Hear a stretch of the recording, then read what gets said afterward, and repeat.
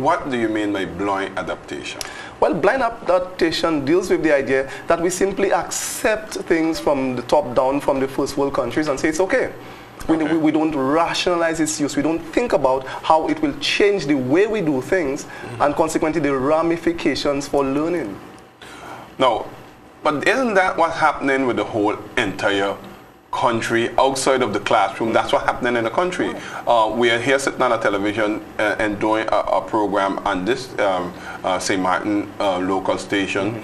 But if people flip this channel and they go over to any other channel, we are feed all the international stuff, and most of it coming out of America.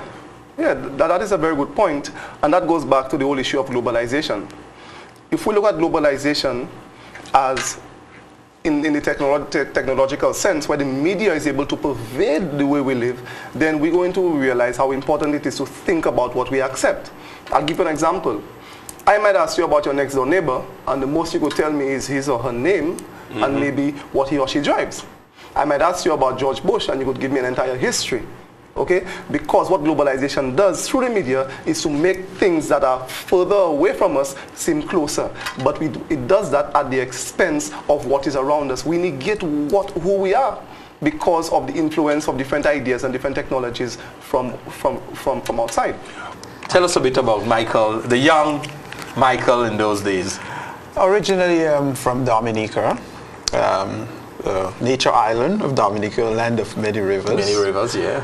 And ever since from a young child, my father, I lived with my father, and he was a businessman in the village. He ran what you call a grocery shop, where he entertained people, and we sell, different type of things. It was the place where the villagers, the hard-working people in those days, after a hard day's work, would come by to have some fun. And there, all kind of music was played. Played live or played through, in those days, maybe? It was a record player? Gramophone, and a large record. Okay. And I remember myself really being captivated by some of the artists, like the Chuck Wagon Gang. We used to have this album.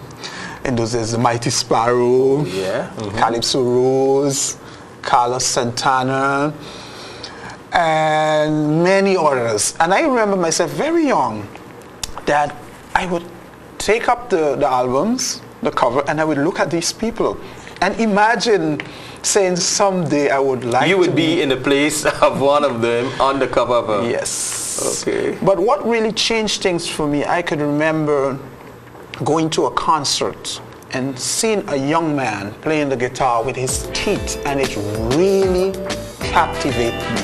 I said, I want to be a musician.